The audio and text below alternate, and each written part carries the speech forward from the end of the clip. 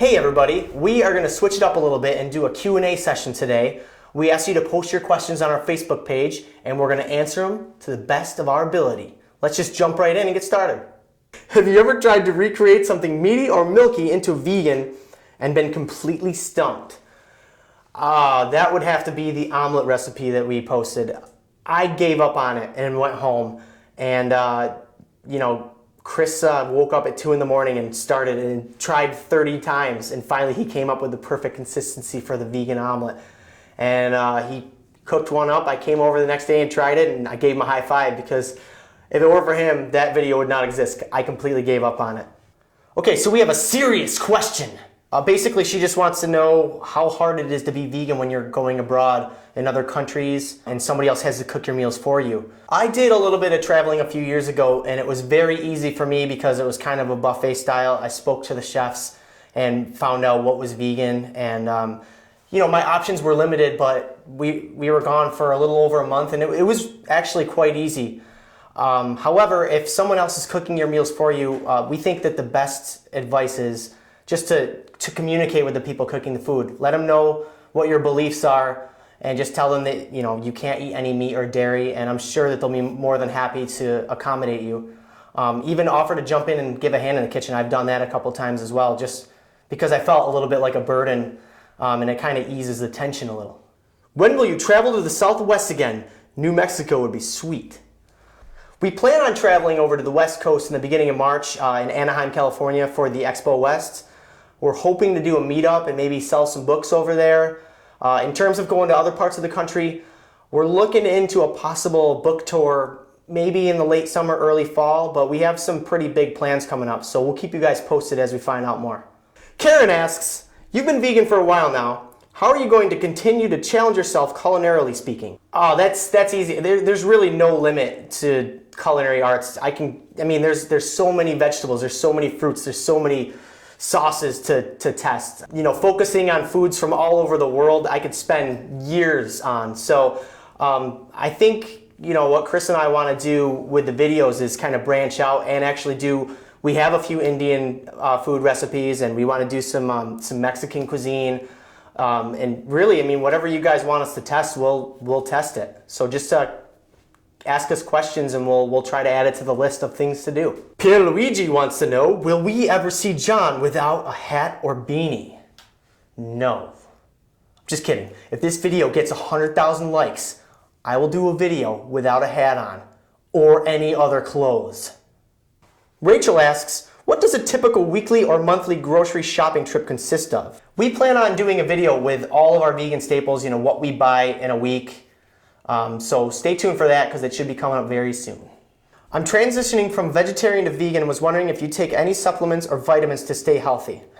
Both Chris and I have been vegan for a very long time, and we haven't really needed to take any vitamins or any kind of nutritional supplements. We both feel energetic and healthy, but you have to eat right. When I first went vegan, I was what I like to call a peanut butter and jelly vegan, and I got very sick. I was stubborn, and I went to the doctor and I told the doctor I was not eating anything that was meat or dairy or anything like that, and the doctor basically called me an idiot and said, you don't need to eat meat or dairy, you just need to eat right. So I would focus on eating your proper fruits and vegetables, nuts, seeds. I'm by no means a nutritionist, so do some research and make sure you're getting everything that you need. We also did some videos with our friend Akshata, and she answers a lot of questions that new vegans have, so you want to check those videos out. When are you coming to Germany? We've had that question a few times, and we are pretty sure we're going to be going to Germany sometime in the midsummer to do a little book tour. So if you guys are in the Germany area, better stay tuned because we'll be seeing you soon. What is your favorite vegan quote? Well, that's easy. The whole Destroy the Machines album by Earth Crisis. That speaks volumes for veganism. And I remember being a 15 or 16-year-old kid just getting all ready to change the world. So thanks to those guys. Kevin wants to know how long we're going to be growing our beards for. Well, Kevin, typically I start my beard growth in November and I shave it in March. So I'm toward the end of the life cycle of the Jon beard. What's the coolest vegan-related thing that's happened to you in your life so far?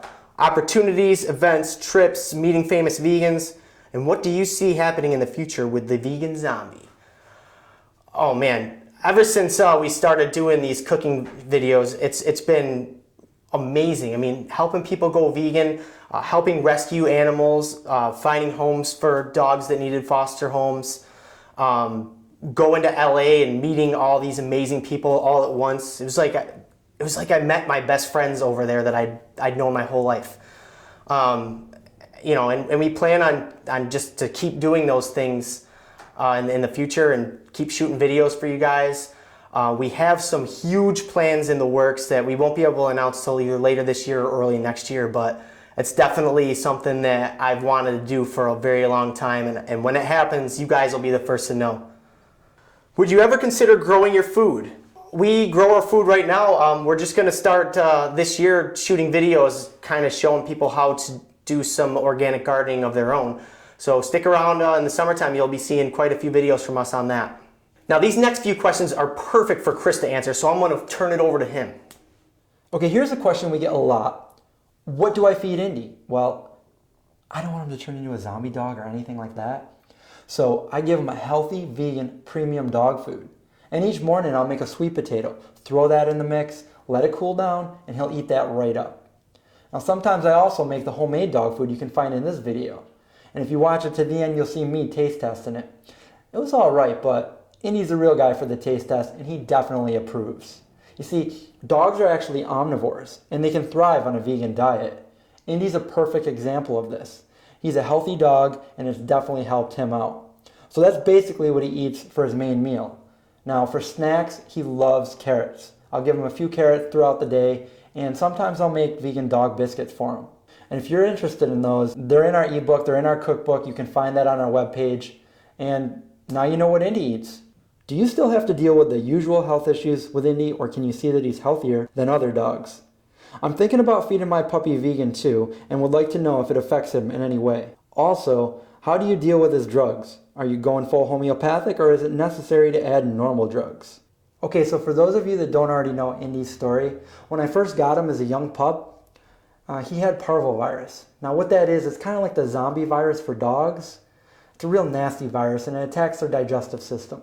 It's very contagious, and once symptoms show, the survival rate is very low. So I took him to the vet, and they told me I could do one of two things.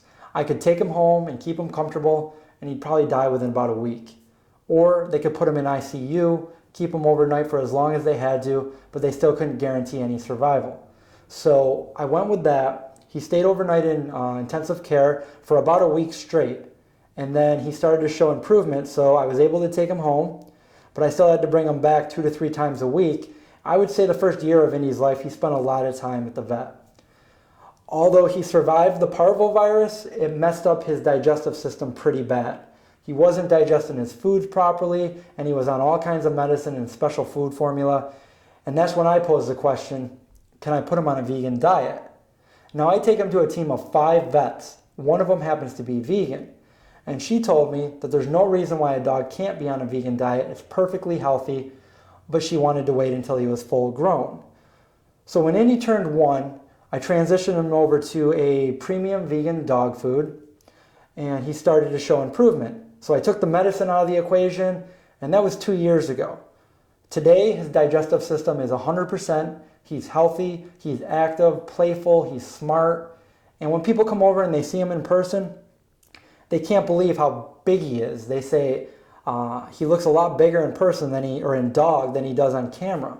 He's 100 pounds, and currently he's only on flea and tick medicine and heartworm medicine. He's a true survivor, so I guess now you know Indy's story, and I'm going to turn it back over to Jon. This is going to be our last question. Have you ever lived with a girlfriend who is not vegan or vegetarian? How do you two eat meals together? I have vegan friends that date non-vegans, and they get along just fine. They'll actually cook each other their meals. Me, on the other hand, I'm kind of tough to get along with if I'm dating a non-vegan. I've had a lot of issues in the past. Not because I thought the person was a bad person or anything like that. I love them very much, but veganism to me is a fundamental, life-changing choice. And when I make that choice, the person that I love, I kind of hope I can bring them along in my journey with me.